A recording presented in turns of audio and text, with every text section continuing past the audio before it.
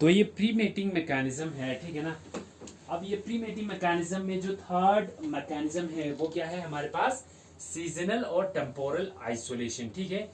Seasonal और temporal यानी यहाँ पे कुछ ऑर्गेनिज्म जो है वो प्रेजेंट है, ठीक है ना। दीज आर द ऑर्गेनिज्म जो इस एनवायरमेंट में प्रेजेंट है, ठीक है। तो ये जो ऑर्गेनिज्म यहाँ पे प्रेजेंट है, यहाँ पे जो ऑर्गेनिजम्स है ना, इनकी जो ब्रीडिंग सीजन है क्या है, वो डिफरेंट है, ठीक है ना। ब्रीडिंग सीजन जो है ये मान के चलिए, यहाँ पे कुछ ऑर्गेनिजम्स है, ये ब्रीड कब करते हैं, ये ब्रीड करते हैं जो मेनली सीजन है रेनी सीजन, ठीक है ना। अब रेनी सीजन में उतना ब्रीडिंग जो है वो नहीं होता, ठीक है। तो मान के चलिए ये वाले जो ऑर्गेनिज्म है ना, ये अर्ली रेनी सीजन में ब्रीड करते हैं, ठीक है। और यहाँ पे जो ऑर्गेनिजम्स है ये एक ही स्पीशीज से बिलोंग करते हैं, बट ये जो है they interbreed in the later rainy season, ठीक है। ये रेनी सीजन के बाद में ब्रीडिंग करते हैं, और ये कुछ जो है वो रेनी सीजन के अर्ली जो रेनी सीजन है उसमें ब्रीडिंग करते हैं, ठीक है। तो इनमें क्या हो गया, इनमें जो टाइमिंग का, ठीक है ना, या सीजन का क्या आ गया, डिफरेंस आ गया, ठीक है ना। तो ये रेनी सीजन से पहले करते हैं, और ये रेनी सीजन के बाद जो है ये क्या करती है, इंटरब्रीड करती है, ठीक है। तो इस वजह से क्या होगा, ये जो ऑर्गेनिजम्स है, तो जाहिर सी बात है जब इनकी टाइमिंग ही अलग है तो ये आपस में इंटरब्रीड जो है वो नहीं कर पाएंगे, ठीक है। तो ऐसी जो मैकेनिज्म है, ठीक है ना, उसको हम क्या बोलते हैं, सीजनल और टेम्पोरल आइसोलेशन, ठीक है। सीजनल और टेम्पोरल आइसोलेशन। तो इसमें इसको क्या कहेंगे, इन ऑर्गेनिज्म में क्या होगा, जो ब्रीडिंग सीजन है क्या होगा, टेम्पोरल आइसोलेशन में जो ये ब्रीडिंग सीजन है, एक मिनट, क्या होगा इन ऑर्गेनिज्म में, जो ऑर्गेनिजम्स, ठीक है ना, जिनमें ब्रीडिंग सीजन जो है ना वो क्या है, वो ब्रीडिंग सीजन जो है वो डिफरेंट है, ठीक है ना। आप ब्रीडिंग सीजन जो है वो डिफरेंट होगा तो क्या होगा इन ऑर्गेनिज्म में, ठीक है ना। ब्रीडिंग सीजन डिफरेंट क्यों होता है, उसमें बहुत सारे फैक्टर्स होते हैं। मान के चलिए due to the breeding seasons are different due to various factors, ठीक है ना। Due to effect of factors like, ठीक है ना, इन पे कुछ इफेक्ट हो रही है, इफेक्ट ऑफ फैक्टर्स लाइक, कौन कौन से फैक्टर्स हैं, जैसे लाइक कौन कौन से फैक्टर्स, ठीक है ना, कुछ फैक्टर्स है, फिजिकल फैक्टर्स, ठीक है ना, एनवायरमेंटल फैक्टर्स है, उसकी इफेक्ट की वजह से इनकी ब्रीडिंग सीजन जो है वो डिफरेंट हो रही है, ठीक है। तो ये जो फैक्टर्स है वो कुछ भी हो सकता है, ठीक है ना। मान के चलिए टेम्परेचर, ठीक है ना, टेम्परेचर के ज्यादा होने से, ठीक है ना, इनकी ब्रीडिंग सीजन में चेंज आ रहा है।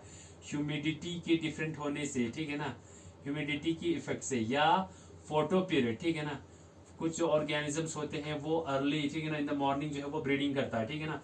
कुछ जो है वो late in the at the dust time जो है वो ब्रीड करती है, ठीक है। तो इनमें जो मान के चले वो तो हो गया डे का, लेकिन जो यहाँ पे सीजनल है, ठीक है ना, या टेम्पोरल है, टाइम में जो डिफरेंसेस होती है, ठीक है ना, ब्रीडिंग टाइम में डिफरेंस होने की वजह से ये ऑर्गेनिज्म आपस में ब्रीड नहीं करते हैं, ठीक है ना। और ब्रीड नहीं करते तो दे रिमेन रिप्रोडक्टिवली आइसोलेटेड, ठीक है ना। ये क्या हो जाते हैं उससे, दे रिमेन रिप्रोडक्टिवली आइसोलेटेड, ठीक है ना। तो ये क्या रहेंगे, रिप्रोडक्टिवली आइसोलेटेड रहेंगे, ठीक है। तो इनमें रिप्रोडक्शन जो है वो नहीं होगी, ठीक है। तो इस तरह की जो टेम्पोरल आइसोलेशन है उसको हम क्या कहेंगे, इसको हम कहते हैं सीजनल और टेम्पोरल आइसोलेशन, ठीक है। अब उसके बाद हम देखते हैं फोर्थ आइसोलेशन, फोर्थ जो प्रीमेटिंग मैकेनिज्म है, ठीक है ना। तो प्रीमेटिंग मैकेनिज्म जो फोर्थ है वो क्या है, दैट इज हाँ सॉरी, इसमें एक एग्जांपल किसका, जो अभी हमने देखा सीजनल आइसोलेशन का, अगर आप एग्जांपल लिखना चाहते हो सीजनल वेरिएशन का, एग्जांपल क्या है, इसकी जो एग्जांपल है ना वो है जो अमेरिकन टॉड है, ठीक है ना, अमेरिकन टॉड, जो टॉड मीन्स व्हाट, ठीक है ना, यंग वंस ऑफ फ्रॉग, ठीक है। जो अमेरिकन ट्रॉड है और एक है फॉलस ट्रॉड, ठीक है, FOWLERs, ठीक है ना। These are the two young ones of frog, ठीक है ना। ये जो अमेरिकन टॉड है और फॉलस टॉड है ना, इनकी जो ब्रीडिंग जो है ना, इनका होता है, इसका ब्रीडिंग होता है अर्ली रेनी सीजन में, ठीक है, और अर्ली रेनी सीजन में, ठीक है। और इसका जो होता है वो लेटर रेनी सीजन में, ठीक है। तो उस वजह से क्या है, इसमें इनकी टाइमिंग में डिफरेंस आ रहा है और दे रिमेन्स रिप्रोडक्टिवली आइसोलेटेड, ठीक है। ये था इसकी एग्जांपल, ठीक है ना। अब उसके बाद जो फोर्थ जो हमारे पास प्री मैटिंग मैकेनिज्म है वो क्या है, हैबिटेट आइसोलेशन, ठीक है ना। वो क्या है, हैबिटेट आइसोलेशन, ठीक है। देखो समझो इस चीज को, हैबिटेट आइसोलेशन, ठीक है। ये एक एनवायरमेंट है, ठीक है ना, ठीक है। यहाँ पे ऑर्गेनिज्म जो है वो बैठे हुए हैं, प्रेजेंट है, ठीक है। अब यहाँ पे इनकी जो हैबिटेट है वो डिफरेंट है, ठीक है। ये है ना, यहाँ पे ये जो ऑर्गेनिज्म है, ठीक है ना, ठीक है। और यहाँ पे जो ऑर्गेनिज्म है, ठीक है ना, इनमें यहाँ पे इस जगहों पे क्या आ रहा है, हैबिटेट जो है वो डिफरेंट है। यहाँ पे मान के चलिए ज्यादा फॉरेस्ट है, ठीक है ना, तो ये जो ऑर्गेनिज्म जो है वो एक ही स्पीशीज के, ठीक है। और यहाँ पे क्या है, मेनली ग्रासलैंड वेजिटेशन है, ठीक है। तो ये ऑर्गेनिज्म जो है, ठीक है ना, तो कुछ ऑर्गेनिज्म जो फॉरेस्ट में रहता है, ठीक है ना, इनकी हैबिटेट में डिफरेंसेस है, ठीक है। मान के चलिए फॉरेस्ट में रहते हैं, ये एक ही एनवायरमेंट में है, बट ये मेनली जो ग्रासलैंड एरिया है वहां पे रहते हैं, ठीक है। तो इनके ये एक ही एनवायरमेंट में प्रेजेंट है, लेकिन इनकी जो हैबिटेट है ना वो डिफरेंट है। क्या है, हैबिटेट जो है वो इनमें क्या है, डिफरेंट है, ठीक है। तो जब हैबिटेट डिफरेंट होगा, ठीक है ना, तो इस ऑर्गेनिज्म में और इन ऑर्गेनिज्म में इंटरब्रीडिंग जो है वो नहीं होगी, ठीक है ना। इंटरब्रीडिंग जो है वो नहीं होगी, ठीक है। इंटरब्रीडिंग नहीं होगी तो दे रिमेन रिप्रोडक्टिवली आइसोलेटेड, ठीक है ना। ये क्या रहता है, रिप्रोडक्टिवली आइसोलेटेड रहते हैं, ठीक है। तो ऐसी जो मैकेनिज्म है इनको हम बोलते हैं हैबिटेट आइसोलेशन, ठीक है। तो इसको हम कैसे कहेंगे, कोई भी स्पीशीज हो, ठीक है ना, या स्पीशीज हो या सब स्पीशीज हो, ठीक है। ये जो स्पीशीज जो है ना वो एक ही एनवायरमेंट में प्रेजेंट है, ठीक है ना, ये एक ही रीजन में प्रेजेंट है, ठीक है ना। They occupy the same region, ठीक है ना, द स्पीशीज, ठीक है ना, that occupy the same region, ठीक है ना, ये एक ही रीजन में प्रेजेंट है, बट इनकी जो हैबिटेट्स है ना, but they have different habitats, ठीक है ना। लेकिन उनमें क्या है, हैबिटेट जो है वो डिफरेंट है। अब इनकी हैबिटेट जो है वो डिफरेंट है, या इनकी जो इकोलॉजी है वो डिफरेंट है। अब हैबिटेट की डिफरेंट होने की वजह से क्या हो रही, इनमें दे रिमेन रिप्रोडक्टिवली आइसोलेटेड, ठीक है ना। ये क्या रहता है, रिप्रोडक्टिवली आइसोलेटेड रहते हैं, ठीक है। तो एग्जाम्पल में आप लिखे इसके दो स्पीशीज है, किसका, एक फ्रॉक है हमारे पास that is known as Rana, ठीक है ना। इस राना फ्रॉक के दो स्पीशीज है, ठीक है। और दो स्पीशीज से एक है, one is Rana sorry Rana grylio, ठीक है ना, GRYLIO गायरलियो, ठीक है ना। और एक और स्पीशीज है राना एरियोलेटा, ठीक है ना, राना एरियोलेटा, ठीक है ना। ये क्या है, दो स्पीशीज है, किसके, फ्रॉक के, ठीक है। तो ये जो दो स्पीशीज यहाँ पे प्रेजेंट है, ये ऐसे तो अब एक ही स्पीशीज है तो एक ही एनवायरमेंट में रहेंगे, ठीक है ना, बट इनकी जो हैबिटेट जो है वो डिफरेंट है, जिसकी वजह से दे रिमेन रिप्रोडक्टिवली आइसोलेटेड, ठीक है। तो ऐसे जो आइसोलेशन है उसको हम क्या कहेंगे, ऐसे जो मैकेनिज्म्स है, ठीक है ना, उसको हम हैबिटेट आइसोलेशन कहेंगे, ठीक है, हैबिटेट आइसोलेशन, ठीक है ना। अब उसके बाद एक और है जिसको हम क्या बोलेंगे, इथोलॉजिकल आइसोलेशन। चलिए उसके बाद है ethological isolation, fifth etho, ETHO, ethological isolation, ठीक है। देखिए इथोलॉजिकल आइसोलेशन क्या होता है, जो इथोलॉजिकल आइसोलेशन मीन्स व्हाट, कोई भी ऑर्गेनिज्म, ठीक है ना, इथो मीन्स बिहेवियर, ठीक है ना, क्या है, बिहेवियरल, ठीक है ना, बिहेवियरल, ठीक है ना, आइसोलेशन, बिहेवियरल चेंज होने की वजह से जो आइसोलेशन होता है उसी को हम क्या कहेंगे, इथोलॉजिकल आइसोलेशन, ठीक है। अब ये ऑर्गेनिज्म जो है ना, इनमें ये इसमें जो ऑर्गेनिज्म प्रेजेंट है, ठीक है ना, ये मान के चलिए यहाँ पे कुछ ऑर्गेनिज्म जो है वो प्रेजेंट है, ठीक है ना, बट इन ऑर्गेनिज्म में क्या है, इनमें जो कॉर्टशिप बिहेवियर होता है, ठीक है ना, इन ऑर्गेनिज्म में एक बिहेवियर होता है, रिप्रोडक्शन से पहले ये कुछ इनमें बिहेवियर जो है वो शो, कैरेक्टर जो है वो बिहेवियर जो है वो शो करते हैं, ठीक है। तो वो बिहेवियर जो है वो डिफरेंट होता है, जिसकी वजह से वो, जैसे आपने क्या देखा होगा, पीकॉक देखा होगा, ठीक है ना। पीकॉक जो है वो क्या करता है, इसकी एक रिप्रोडक्टिव बिहेवियर होती है जिसको हम प्ल्यूमेज, जो उसका फेदर है उसको हम क्या बोलते हैं, प्ल्यूमेज, ठीक है ना। तो वो अपने फेदर को क्या करते हैं, मूवमेंट कराती है, ठीक है ना। वो मूवमेंट जो है वो डिफरेंट होता है जब इनको रिप्रोडक्शन करना हो, ठीक है। तो इनमें, इन ऑर्गेनिज्म में जो मान के चलिए जो बिहेवियर है वो डिफरेंट होता है। और एक एग्जांपल है जैसे बर्ड्स है, ठीक है ना। रिप्रोडक्शन के टाइम पे ये जो नॉइज या साउंड प्रोड्यूस करती है वो बिल्कुल क्या होगा, वो डिफरेंट साउंड जो है वो प्रोड्यूस करती है, which gives an indication that इस ये जो बर्ड्स है या ये जो ऑर्गेनिजम्स है, ठीक है ना, ये breeding, this is a breeding sound, ठीक है ना। जो नॉर्मल साउंड और ब्रीडिंग साउंड है उसमें डिफरेंट होता है। या आपने फ्रॉग देखा होगा, ठीक है ना। फ्रॉग जो है इनमें इनमें ये भी एक डिफरेंट साउंड जो है वो प्रोड्यूस करते हैं, ठीक है ना, ठीक है ना। गुटुर करके कोई साउंड प्रोड्यूस करती है फ्रॉग, तो वो जो मेटिंग के लिए, ठीक है ना, जो साउंड मेटिंग के लिए होता है वो डिफरेंट होता है, ठीक है। तो रिप्रोडक्शन के लिए जो ये बिहेवियर जो है वो शो करती है, ठीक है ना, उसको हम कॉर्टशिप बिहेवियर कहते हैं। क्या बोलते हैं, कॉर्टशिप बिहेवियर कहते हैं, ठीक है। तो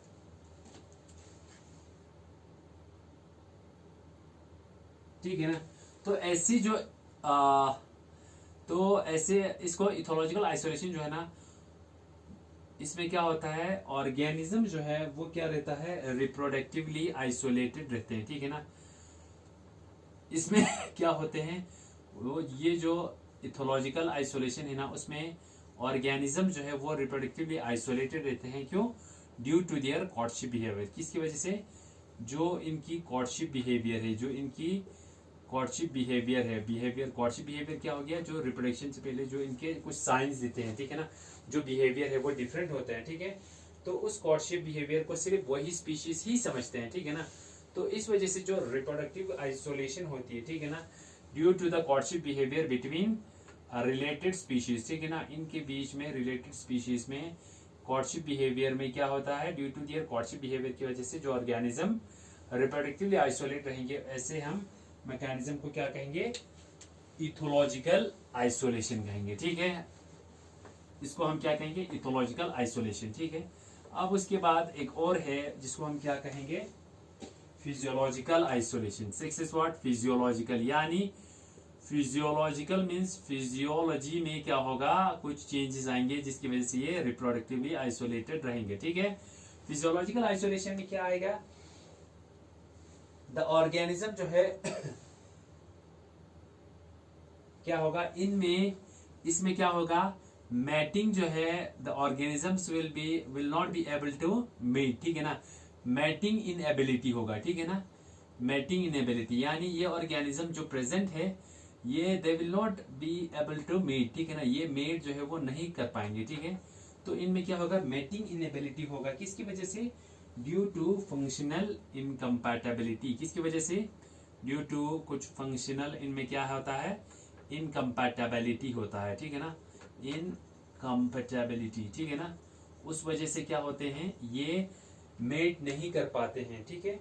तो ऐसी जो, ठीक है ना, फंक्शनल इनकम्पैटिबिलिटी होता है इन मैटिंग, ठीक है ना, मैटिंग के टाइम पे इनको दे डोंट फील कंफर्टेबल, ठीक है, इसीलिए इनमें क्या होता है, मैटिंग इनेबिलिटी होती है, ठीक है। तो ऐसी जो आइसोलेशन मैकेनिज्म है इसको हम बोलते हैं फिजियोलॉजिकल, यानी फिजियोलॉजी में चेंज होना, ठीक है, जिस वजह से ये मेट नहीं कर पाते, ठीक है ना। मान के चले इसमें एग्जाम्पल से अगर आप एग्जाम्पल रखो तो वो that is what, swelling of, किसका, swelling of vaginal mucous membrane, ठीक है ना, जो वेजिनल म्यूकस मेम्ब्रेन है ना उसकी स्वेलिंग होगी, तो ठीक है ना, ये फिजियोलॉजिकल एक चेंज आ गया इसके बॉडी में जिस वजह से वो मेट नहीं कर पाएंगे, ठीक है ना, they will not be able to mate, ठीक है। तो ऐसी जो मैकेनिज्म है उसको हम क्या कहेंगे, फिजियोलॉजिकल आइसोलेशन, ठीक है। अब उसके बाद नेक्स्ट जो है दैट इज मैकेनिकल आइसोलेशन, ठीक है। नेक्स्ट जो है वो क्या है, मैकेनिकल आइसोलेशन है, ठीक है। मैकेनिकल आइसोलेशन में क्या होगा, मैकेनिकल, ठीक है ना, सेवंथ मैकेनिकल आइसोलेशन, ठीक है।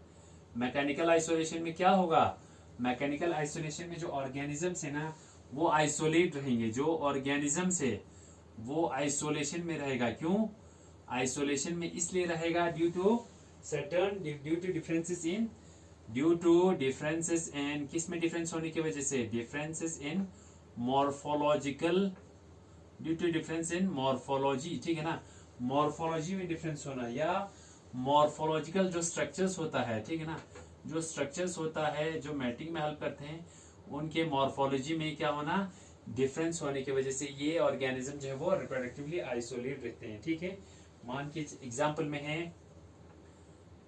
एक्सटर्नल जेनिटिलिया, ठीक है ना, एक्सटर्नल जेनिटिलिया, ठीक है ना, मीन्स जेनिटिलिया, ठीक है ना, हाँ ठीक है ना, ये मेनली देखा जाता है ड्रोसोफिला, ठीक है, ड्रोसोफिला में, और किस में देखा जाता है, इट इज ग्लोसिन में, ठीक है ना, एंड ग्लोसिन में। तो ये जो इंसेक्ट्स है, ठीक है ना, इसमें क्या देखा जाता है, जो एक्सटर्नल जेनिटिलिया है, ठीक है ना, the organ which the external organ which helps in reproduction, ठीक है, तो उनकी जो एक्सटर्नल जेनिटिलिया में क्या आ जाता है, सर्टेन क्या होता है, मॉर्फोलॉजिकल चेंज होता है, जिसकी वजह से ये ड्रोसोफिला या ग्लोसिना जो है वो क्या कर, वो रिप्रोडक्टिवली आइसोलेट रहते हैं, यानी रिप्रोड्यूस जो है वो, रिप्रोडक्शन जो है वो नहीं कर पाते। ठीक है, तो ऐसे जो मैकेनिज्म को हम क्या कहेंगे, मैकेनिकल आइसोलेशन, ठीक है ना।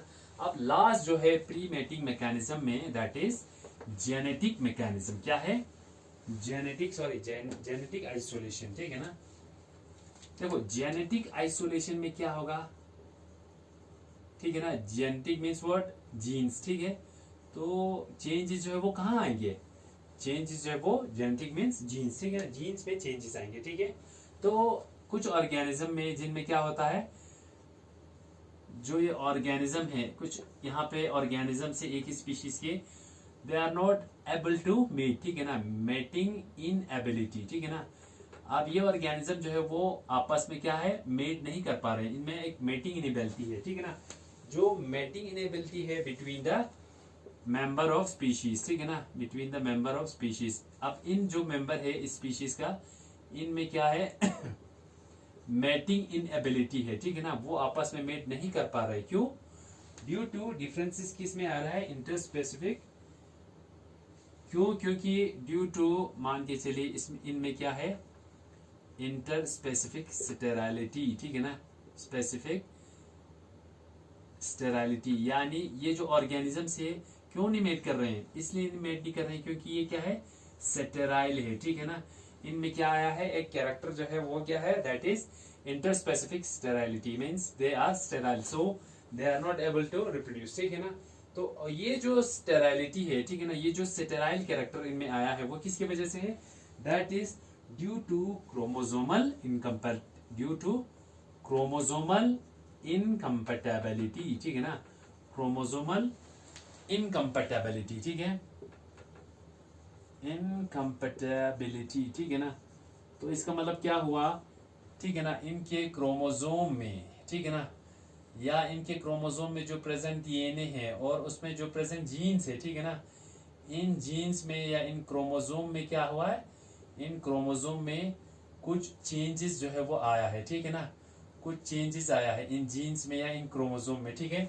वो चेंज आने की वजह से क्या होता है, वो चेंज आने की वजह से ये जो ऑर्गेनिज्म यहाँ पे जो प्रेजेंट है वो क्या बनता है, दे बिकम्स सेटेराइल बन जाते हैं। क्या हो जाती है, वो सेटेराइल बन जाती है, ठीक है।